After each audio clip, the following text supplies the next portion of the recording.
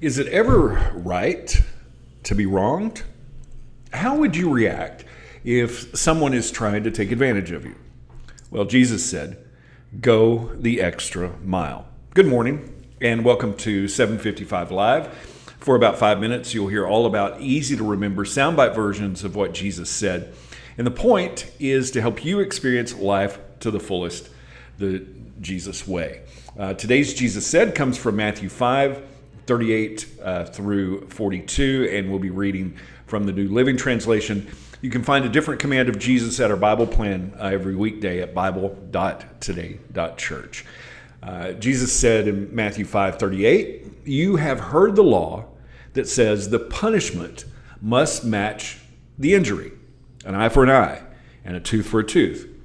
But I say, do not resist an evil person. If someone slaps you on the right cheek, offer the other cheek also. If you are sued in court and your shirt is taken from you, give your coat too. If a soldier demands that you carry his gear for a mile, carry it 2 miles. Give to those who ask, and don't turn away from those who want to borrow. So that's the inspiration behind today's soundbite, go the extra mile. Now, Jesus was comparing two sides of the law. And there were two laws that everyone dealt with at this time. There was the Old Testament law, and that was, for the judges, eye for an eye, tooth for a tooth. And throughout Matthew 5, Jesus compares the letter or the details of the law, the rules, to the actual spirit or the heart or the meaning of the law. But there was also an earthly law. The Roman Empire had laws and rules that they had to deal with as well. But on the topic of the Old Testament law, Jesus made it clear in Matthew 5:17. He said, do not think that I have come to abolish the law of the prophets. I have not come to abolish these things, but to fulfill them. Now, fulfill doesn't mean abolish. He wouldn't have said, well, I didn't come to abolish the law, I came to abolish them. No, fulfill means to fill up completely, literally to overwhelm, like you're saturated. And the abolishing of the law is what they were accusing him of, but he wasn't doing away with the rules, he was filling them up with meaning. And there was another law, of course, that we mentioned, the Roman law that they had to deal with too. And the extra mile is on the higher road when it comes to laws and rules and regulations. It's higher than an absolute right or wrong. Jesus is filling up not just the Old Testament law, even this wrong action by civil law.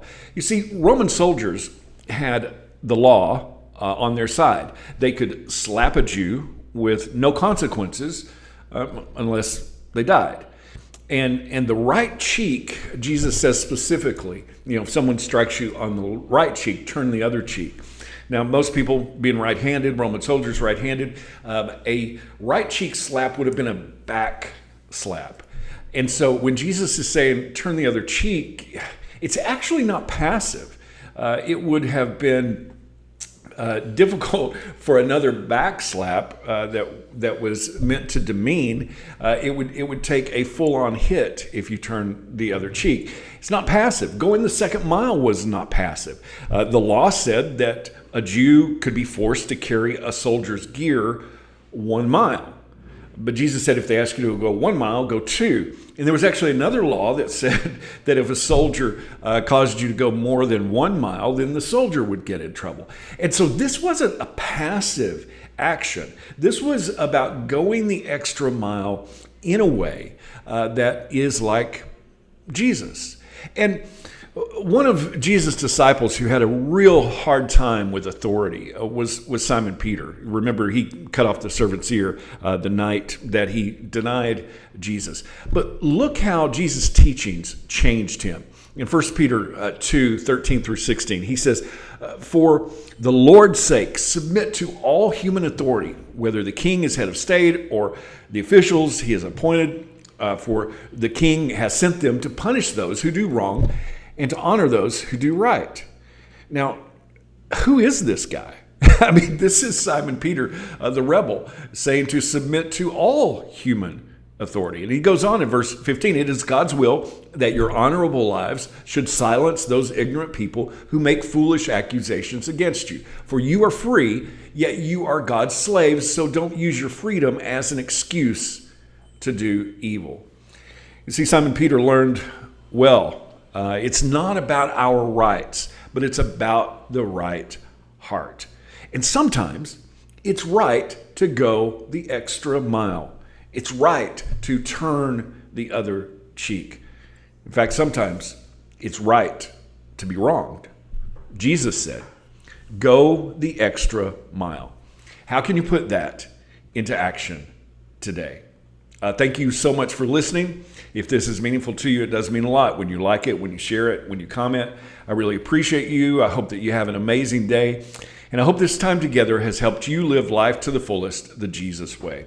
And remember, follow Jesus today. Love first.